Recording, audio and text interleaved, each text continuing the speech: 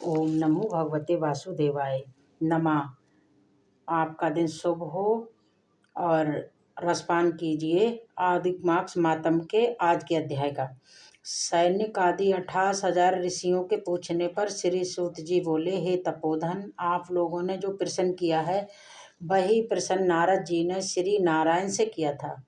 सो श्री नारायण ने जो उत्तर दिया वही मैं आप लोगों से कहता हूँ। नारद जी बोले, श्री विष्णु ने अधिक मार्क्स का अपार दुख निवेदन करके जब मौन धारण किया, तब हे भद्रवते पुरुषोत्तम ने क्या किया सो इस समय आप हमसे कहिए। श्री नारायण बोले, हे वत्स, गोलोक नाथ श्री कृष्ण नाथ ने श्री विष्णु के प्रति जो कहा वो अत्यंत गुप्त है, परंतु भक्त आस्तिक सेवक दम रहित अधिकारी पुरुष को कहना चाहिए, इसलिए मैं सब कहता हूँ, सुनो।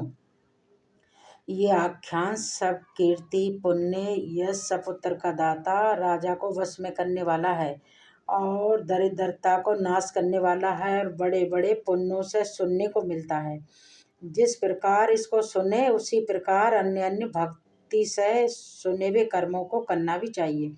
श्री पुरुषोत्तम बोले, हे विष्णु, आपने बड़ा अच्छा किया जो मल मार्क्स को लेके यहाँ आ गए, इससे आप लोक में कीर्ति पाएंगे। आपने जिसका उद्धार स्वीकार किया उसको हमने ही स्वीकार किया, ऐसा ही समझिए। इसलिए इसको हम अपने समान सर्वोपरि करेंगे। गुणों से, कीर्ति के अनुभव से, पराक्रम से, भक्तों को वरदान देने से और भी जो मेरे गुण हैं उनसे मैं पुरुषोत्तम जैसे लोक में प्रसिद्ध हूँ, वैसे ही ये मलमाक्स भी लोकों में पुरुषोत्तम करके प्रसिद्ध होगा। मुझ में जितने भी गुण हैं वे सब आज से मैंने इसे दे दिए।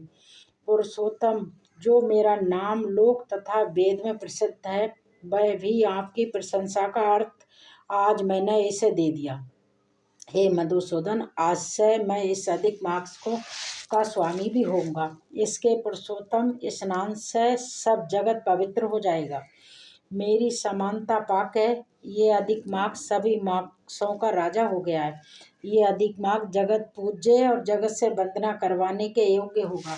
इसकी पूजा और जो भी करेंगे उनके दुख दरिद्र का नाश हो जाएगा।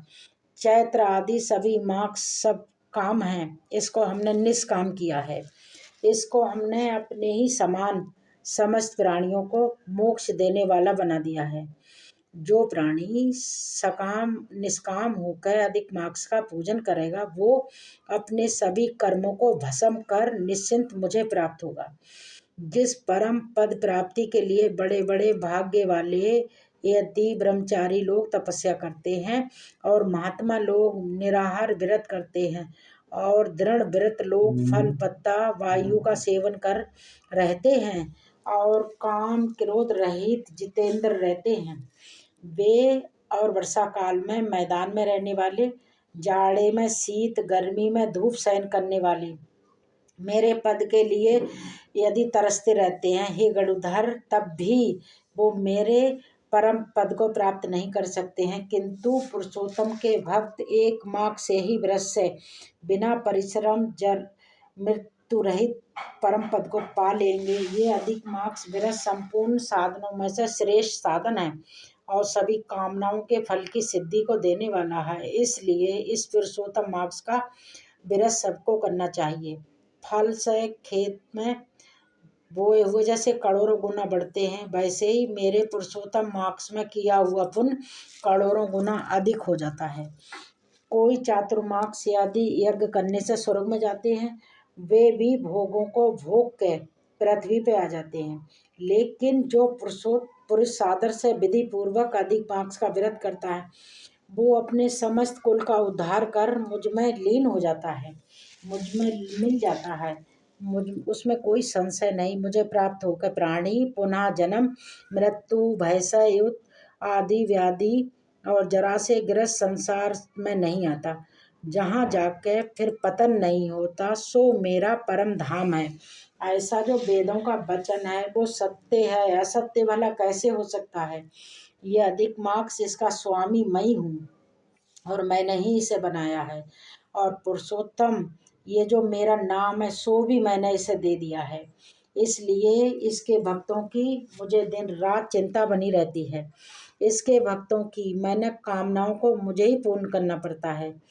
कभी कभी मेरे भक्तों का अपराध भी करने में आ जाता है, लेकिन पुरुषोत्तम माँ के भक्तों से अपराध कभी नहीं गिनता। हे विष्णु, मेरी आराधना से मेरे भक्तों की आराधना करना मुझे प्रिय है।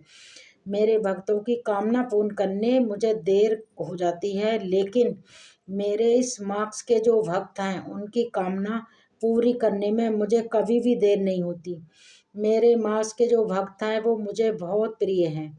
जो मनुष्य इस अधिक मार्क्स में जप दान नहीं करते वे महान मूर्ख हैं, और जो पुण्य कर्म रहित प्राणी स्नान भी नहीं करते और देवता तीर्थ चीज़ों से दोष करते हैं वो दुष्ट अभागी और दूसरों के भाग्य से जीवन चलाने वाले होते हैं। जिस प्रकार खरगोश के सींग कभी नहीं होते, वैसे ही अधिक मास में स्नान आदि न करने वालों को स्वप्न में भी सुख नहीं मिलता।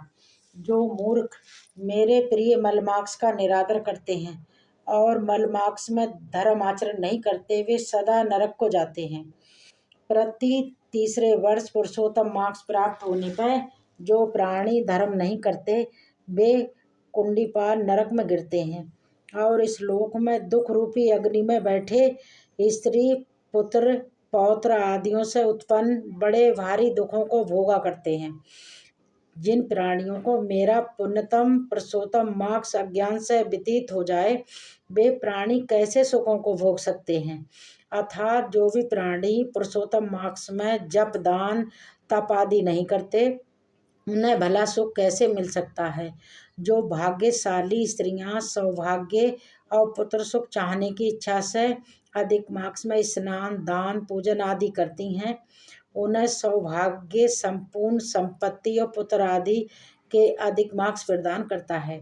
जिनका मेरे नाम वाला पुरुषोत्तम मार्क्स दान आदि से रहित बीत जाता है उनके फिर उन्हें पति सुख मिलता है। भाई पुत्र धनों का सुख तो उन्हें बहुत दुर्लभ हो जाता है। इसलिए विशेष करके सभी प्राणियों को अधिक मार्क्स में सभी प्राणियों को स्नान पूजा जप आदि दान अवश्य करना चाहिए। जो मनुष्य इस पुरुषोत्तम मार्क्स में भक्ति पूर्वक मेरा पूजन करते हैं वे धन पुत्र और अनेक सुखों को भोग के पुनः गौलोक के वासी हो जाते हैं।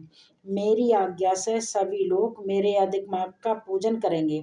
मैंने सभी मासों से उत्तम मार्क्स इसे बनाया है, इसलिए अधिक मार्क्स की चिंता त्याग कर हे रमापते आप इस पुरुषोत्तम मार्क्स को साथ लेकर अपने बैकुंठ में जाओ। श्री नारायण बोले। इस प्रकार भगवान श्री कृष्ण के मुख से रसिक वचन सुनकर श्री विष्णु अत्यंत प्रशंसा पूर्वक इस मलमार्क्स को अपने साथ लेकर नूतन जलधर के समान श्याम भगवान श्री कृष्ण को प्रणाम कर गरुड़ पर सवार होकर शीघ्र ही बैकुंठ को चल दिए। बैकुंठ लोक में पहुंचने के बाद जो कुछ भी हुआ उसका वृत्तांत आप सब अगले अध्याय में जरूर सुनिएगा।